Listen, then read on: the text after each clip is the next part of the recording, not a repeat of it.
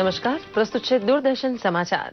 વિદેશ વ્યાપારમાં ફાયદા માટે પાકિસ્તાનને એનાયત કરાયેલો સર્વાધિક કૃપાપાત્ર રાષ્ટ્રનો દરજ્જો પાછો ખેંચવાની ગંભીર વિચારણા મોદી સરકારે શરૂ કરી છે।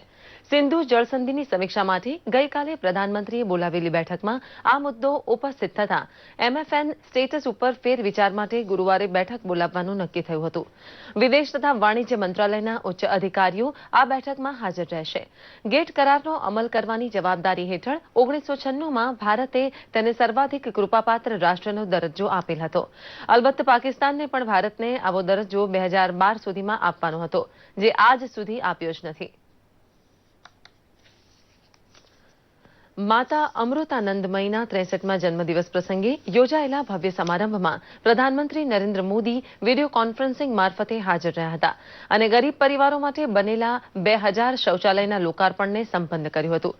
રાષ્ટ્રીય સ્વયંસેવક સંઘના સરસંઘ સંચાલક મોહન ભાગવત તથા વરિષ્ઠ મંત્રી નીતિન ગડકરી સહિત રાજકારણ તથા સામાજિક ક્ષેત્રના અને દિગ્ગજ આ કાર્યક્રમમાં હાજર રહ્યા હતા। પ્રધાનમંત્રી નરેન્દ્ર મોદીએ આ પ્રસંગે કહ્યું હતું કે નમામિ ગંગે મિશન તથા સ્વચ્છ ભારત ઝુંબેશમાં માતા અમૃતાનંદમયીજીની સંસ્થા દ્વારા કરોડો રૂપિયાનું દાન આપવામાં આવ્યું છે, જે અન્ય ધાર્મિક સંસ્થાઓ માટે પ્રેરણા બની શકે છે।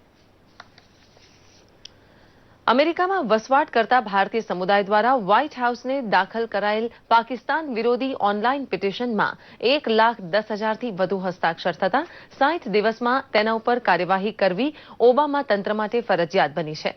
અમેરિકાનું નાગરિકત્વ ભોગવતા જન્મે ભારતીય હોય તેવા લોકોએ પિટિશનમાં દાદ માંગી છે કે પાકિસ્તાને પોષેલા ત્રાસવાદનો જીવલેણ અનુભવ અમેરિકા અને ભારત બંને કરતા હોવાથી પાકિસ્તાનને ત્રાસવાદી દેશ જાહેર કરી તેને મળતી આર્થિક સહાય બંધ કરવી જોઈએ।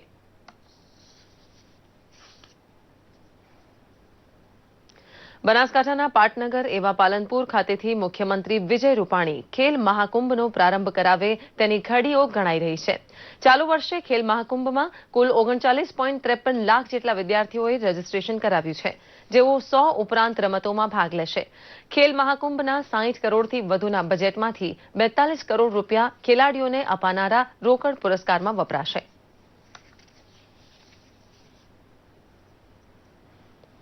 રાજ્યના અન્ય મહાનગરોની જેમ જામનગર શહેરમાં પણ ડેન્ગ્યુ દર્દીઓનું પ્રમાણ વધવા લાગતા સત્તાવાળાઓ ચિંતામાં મુકાયા છે।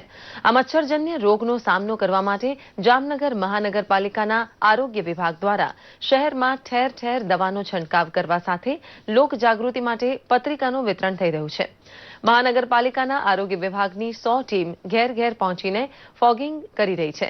પાણીની ટાંકીઓની પણ તપાસ થઈ રહી છે। પત્રિકાના માધ્યમથી ડેન્ગ્યુ બચવા નાગરિકોને પોતે નિભાવવાની ભૂમિકાથી પણ લોકોને વાકેફ કરાઈ રહ્યા છે।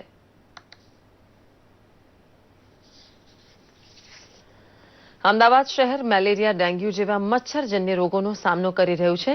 શહેર મ્યુનિસિપલ કોર્પોરેશનના આરોગ્ય વિભાગ દ્વારા શહેરમાં દવા છંટકાવ અને લોકજાગૃતિ માટે વિવિધ પગલાં લેવાઈ રહ્યા છે, પરંતુ શાળાના બાળકો સુધી જાગૃતિનો વિસ્તાર થાય અને એ જાગૃતિ બાળકના ઘર સુધી પહોંચે તે માટે નગર પ્રાથમિક શિક્ષણ સમિતિ દ્વારા પણ પહેલ થઈ છે।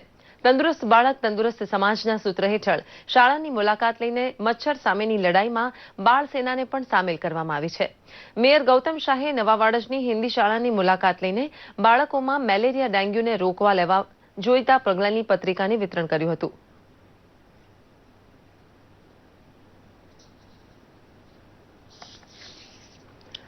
અમદાવાદમાં મેન્યુફેક્ચરિંગ કોન્ક્લેવ અને MSME લિંકેજીસ આ વિષય પર સેમિનાર શરૂ થયો છે। ઉત્પાદન ક્ષેત્ર તેમજ સ્મોલ એન્ડ મીડિયમ એન્ટરપ્રાઇઝીસ ક્ષેત્ર સાથે સંકળાયેલા લોકો સેમિનારમાં ભાગ લઈ રહ્યા છે। CII દ્વારા આયોજિત આ સેમિનારમાં નાના અને મધ્યમ કક્ષાના ઉદ્યોગો સંબંધી ટેકનોલોજી, ફાઇનાન્સ, ગુણવત્તા સુધારણા, વેચાણ વિસ્તાર સહિતના મુદ્દે સાહસિકોને માર્ગદર્શન આપવા પ્રયાસ થઈ રહ્યો છે। ભારત હાલમાં 4.8 કરોડ જેટલા નાના અને મધ્યમ દરજ્જાના ઉદ્યોગો ધમધમી રહ્યા છે। ઓછી મૂડીએ રોજગારીની વધુ તકો સર્જી રહેલું આ ક્ષેત્ર દેશના કુલ ઉત્પાદનમાં 45% તો કુલ નિકાસમાં 40% ભાગીદારી ધરાવે છે। આ સાથે જ આ બુલેટિન અહીં સમાપ્ત કરીએ છીએ। નમસ્કાર।